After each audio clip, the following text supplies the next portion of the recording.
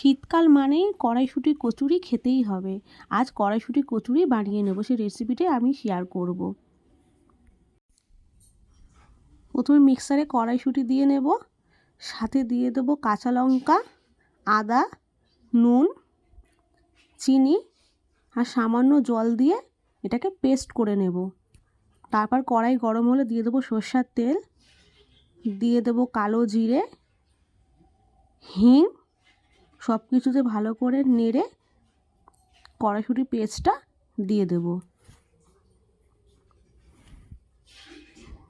কড়াইশুঁটির পেস্টটা দিয়ে ভালো করে নেড়ে যতক্ষণ না পর্যন্ত কড়াইশুঁটির পেস্টটা কড়াই থেকে উঠে আসবে ততক্ষণ পর্যন্ত লো ফ্লেমে ভালো করে নেড়ে নিতে হবে। নিলেই কড়াইশুঁটি কচুরির জন্য পুরটা আমাদের রেডি হয়ে যাবে। এবার একটা বাটির মধ্যে নিয়ে নেব কিছুটা ময়দা, সাথে দিয়ে দেবো নুন, সামান্য চিনি আর সাদা তেল। ভালো করে মিশ্রণটাকে মাখিয়ে তারপরে সামান্য জল দিয়ে ভালো করে তৈরি করে নেবো আটা মাখাটা।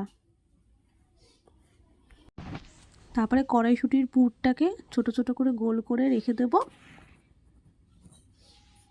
রেখে দিয়ে আটার দলাটাকে গোল গোল করে নিয়ে ওই গোলের মধ্যে পুর করে পুরটাকে ভরে দেব।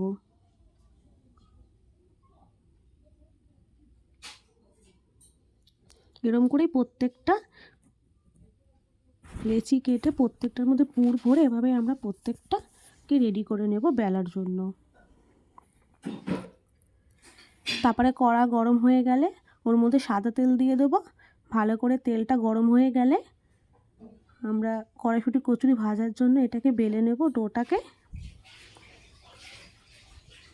এপাশ ওপাশ উল্টে ভালো করে ভেজে নেব লাল লাল করে, যাতে ফোলে। আর এভাবে কড়াইশুঁটি কচুরি বেললে বা ভাজলে ফুলবে, একটাও ফাটবে না।